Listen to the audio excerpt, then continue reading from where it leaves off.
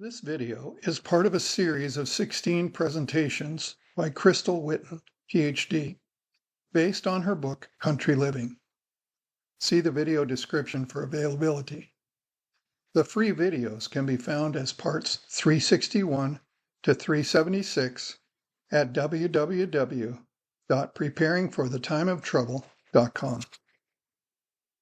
So let's talk about chronobiology. This is one of the very best reasons I feel to live in the country is chronobiology.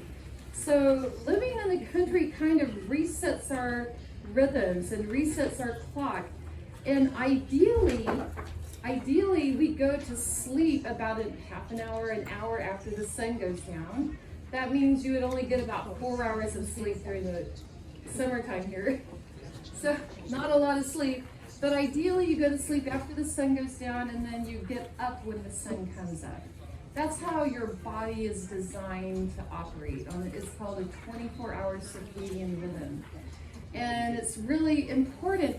And Thomas Edison, I guess we can blame him for inventing electricity, because when electricity came, we didn't need a fireplace. We didn't need a candle. We could just flip a switch and our lights are on all night. And melatonin, have you heard of melatonin? Mm-hmm. Melatonin is a neurotransmitter, it's a monoamine. And melatonin, people think melatonin makes them go to sleep. And maybe it does help with making you go to sleep, but it also makes it safe for you to go to sleep. So melatonin, another way to define or describe melatonin, it is the chemical expression of darkness. So when a room gets dark, your body starts making melatonin. It's a really amazing thing. Now, what happens if you have night lights in your room, or you have something plugged in and there's a little LED lights, or you have lights right outside your window? You don't get as deep of a sleep if you have the lights on, because remember, melatonin is a chemical expression of darkness. So if you want to sleep better at nighttime, you really need to not have any light at all. Oh, I'm sorry. You need to not have any light at all in your room. And I'm in a little motel, really cute little place in downtown Hope. And there's about 3 or 4 different LED lights on all night long. So the first thing I do is I go in and unplug everything. So there's no clock, there's nothing. Or there's 3 lights I couldn't unplug, so I put a t-shirt over them so you can't see them. And then the other night I was so bothered by the light right outside my door. Before the light came on, I went and unscrewed it. And I'm going to screw it back in before I leave. But so that's how important it is to have a dark room when you sleep at nighttime. And I don't know, has anyone seen those slippers? They're big fluffy house shoes that when you walk, there's a light on the toe and it points a light for you. That's what you need. We all need those slippers with a light.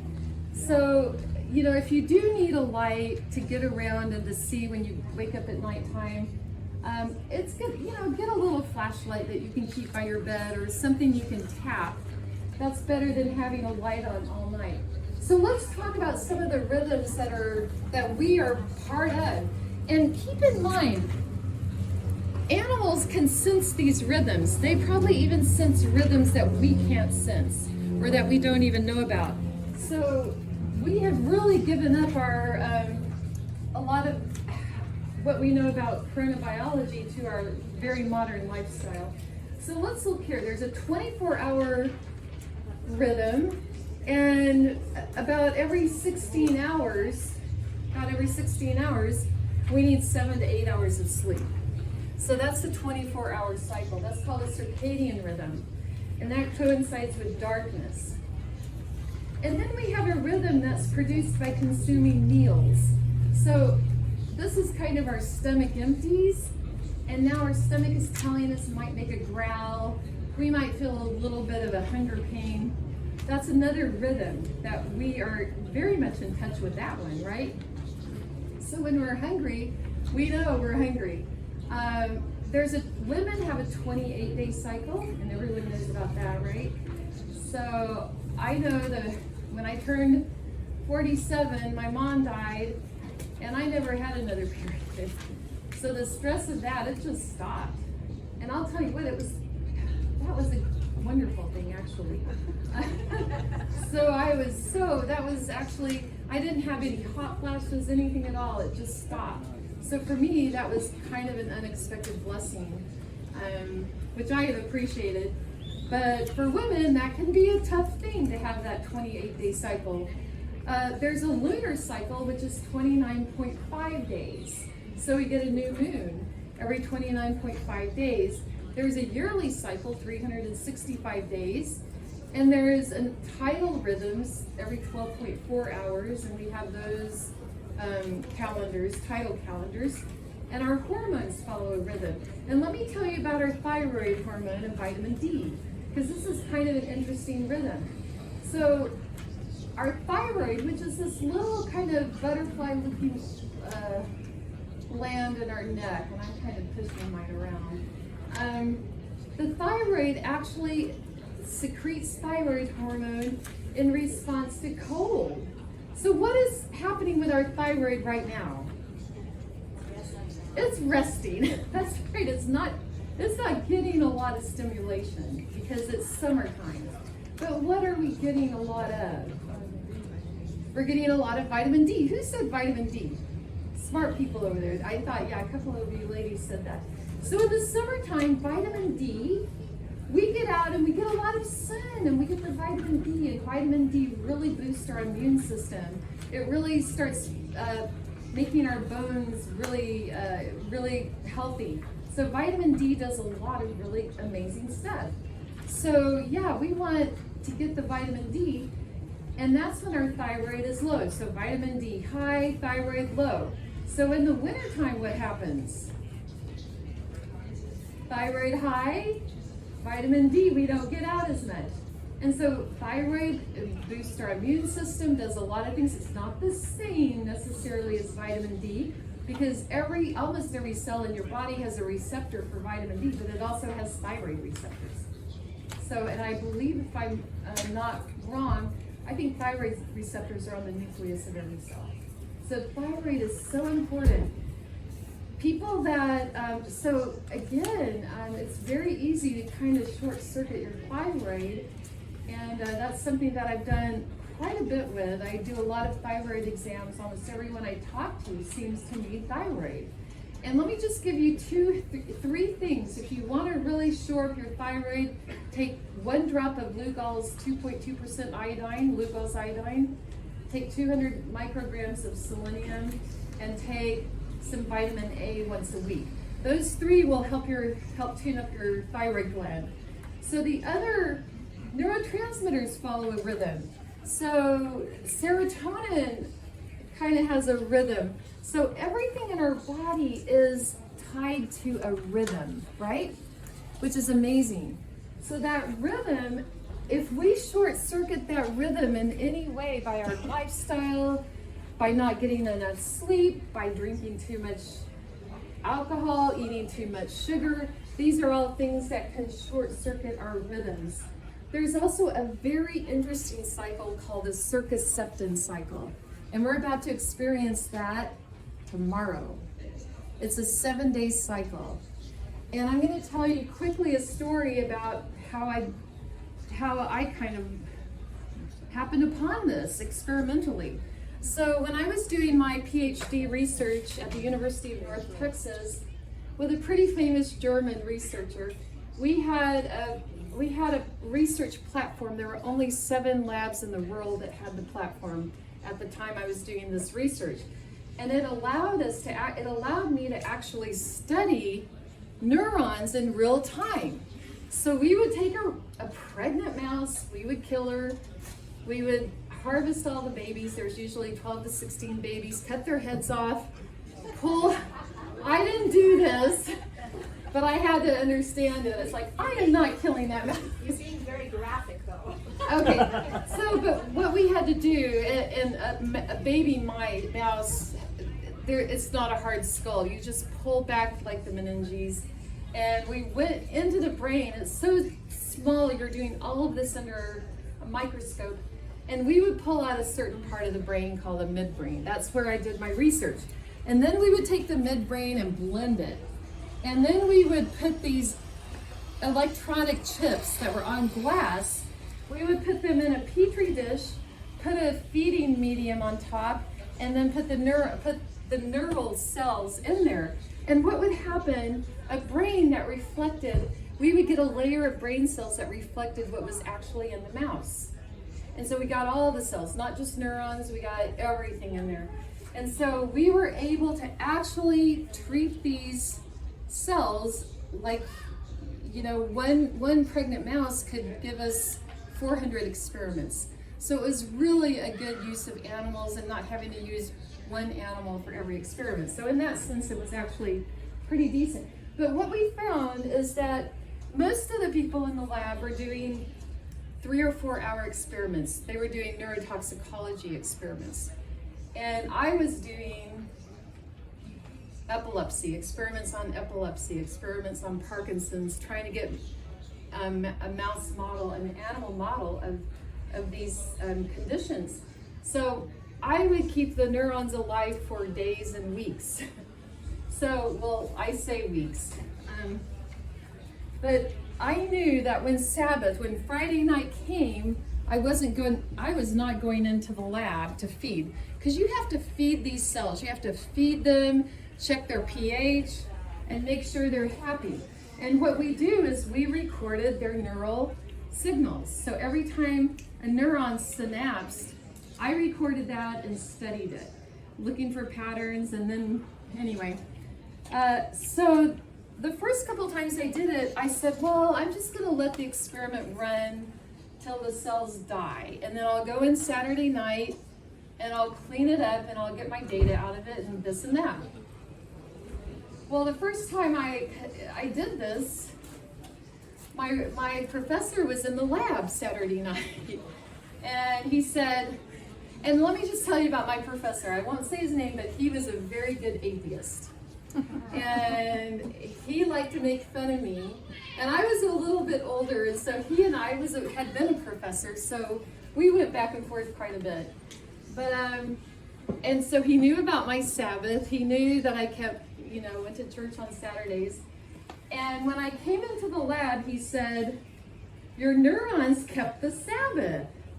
And I said, "What are you talking about, Professor?" He goes, "No, your neurons kept the Sabbath." He said, "When Friday night came, the activity went up," which never happens unless you stimulate it.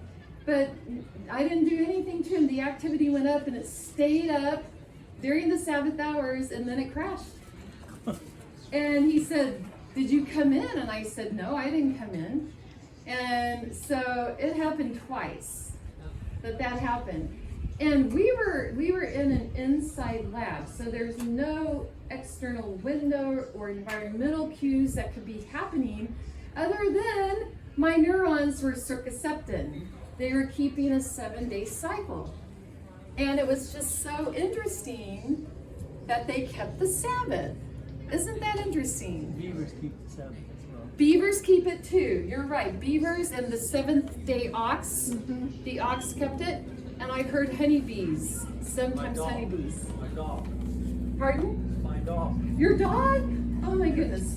What happens on Sabbath? Doesn't do much. Okay. Quiet. Speaking of Sabbath. I don't do much. Well, there you go. But isn't this interesting when you look at nature? Nature has a 7-day cycle. It is so amazing. And so again, when we don't keep that cycle, we're short-circuiting something in us that needs to rest and needs to keep the Sabbath. So I think it's so interesting. The Jews have a 7-year Jubilee cycle. And there's the Jubilee of Jubilees, which is a 50-year cycle. And on that 50th year, if you were enslaved, if you had been in debt and had to work for your master to pay off your debt, everything reverted back to the original owner. So this is really an amazing. Chronobiology is very important. That's what I'm trying to say. So we need to keep chronobiology in mind. Crystal. Yes. Just for anyone who has never read it, there's a book that's in the ABC, or maybe it's out in the used books. It's called The Seventh Day Ox. It's a great book. It's a great book. If you haven't read The Seventh Day Ox, I highly recommend it. It's one of the best books out there. It's very good. It was a gift. Someone gifted it to me. Actually, they gave it to me and they said, read it and pass it on. So it was one of those books that I read a couple times and then grudgingly passed it on to someone else. But that means more people can read it. So yeah, it's a great book. So uncoupling our body's internal natural rhythms from external cues is not really very healthy. So that's just kind of, we're not going to dwell on it too much more. This is kind of interesting. So circadian rhythm, when you uncouple it, it disrupts glucose homeostasis. It leads to obesity, fatty liver, disrupted lipid homeostasis, high blood pressure, sleep disturbance, all of this, depression. Very important things happen when you disrupt your circadian cycle. And by the way, if you do have my book, all of this is from my book. So I promise there's more in the book than up here, just because we don't have enough time. But this is from the Journal of, Internal Medicine. So even medicine is now recognizing that the 24-hour, the circadian rhythm is very important. This is a pathway of melatonin. Now, this pathway is so critical to understand. So I really think if you understand this, it didn't even used to be in most biochemistry books. I mean, it was a very kind of obscure pathway, and now it's in the books, but before it was only like very just alluded to. The rarest amino acid, tryptophan, the rarest amino acid is what is the precursor to making melatonin. But if you're deficient in niacin, if you're not getting enough niacin, you're going to waste this down the kynurenine pathway, which makes niacin. So niacin deficiency, B vitamin deficiency, people can actually get Parkinson's from having a B vitamin deficiency, not getting enough protein in their diet. These are things, this pathway is very critical to brain health. And so tryptophan makes 5-HTP, this is the intermediate, makes serotonin. There's two stops to melatonin. So serotonin goes up in the daytime, and as it starts to go down, your serotonin goes down in the evening and melatonin goes up. So what does that mean for our brain physiology? So don't do important things in the evening when your serotonin might be trying to make melatonin. You want to do your really important thinking and discussions. You want to do those when your serotonin's good, not when you're on the downswing making melatonin. For young people that study late at night? They probably are fine because you don't need, it's not necessarily affecting your memory, although there probably is a memory cycle. The acetylcholine probably is cycling. So I don't know, that's a good question. I'm gonna look into that. So let's keep going. Melatonin and aging. So we actually age faster when we don't get a lot of sleep. This is something that's known. So that's another reason we want to go to bed early. And the sleep we get before midnight is more refreshing. But let me just say this, because I saw luteinizing hormone. So when melatonin goes up, it suppresses luteinizing hormone. What is luteinizing hormone? It's one of our sexual hormones. And when it's high, that means that testosterone is now pounding every cell in your body with testosterone or estrogen. Okay, but at nighttime when melatonin goes up, it pushes luteinizing hormone down. So it protects your body for 7, 8, or 8 hours while you're sleeping. For you men, it protects your prostate. For you women, it protects your breast tissue. So people, and this is why a lot of times you see nurses at work nights. This is pretty frequent. They get a little bit depressed. The most common the most common diagnosis before breast cancer is depression in women. So very often depression precedes the diagnosis of breast cancer. So these are really critical things. Melatonin is very important. I know we're spending a lot of time on it. I'm going to just, I do want to say one more thing. So melatonin actually affects gene expression. So remember we talked about the 2-hour bike ride and what happens when you ride a bike for 2 hours? It turns off all these different genes that cause cancer, and it turns on switches that protect you from cancer. So melatonin also impacts gene expression. So it's a protective factor. So that's really important. To be aware of new videos like this one, be sure to subscribe to the Preparing for the Time of Trouble channel. For more free videos and downloadable audio podcasts, as well as handouts, go to www.preparingforthetimeoftrouble.com. Topic categories include recordings of live seminar presentations, country living, sustainable gardening, homestead remedies, how to be self-sufficient when the grid goes down, wild edible and medicinal plants, hydrotherapy, and end-time Bible prophecies. To take advantage of these free resources, go to preparingforthetimeoftrouble.com.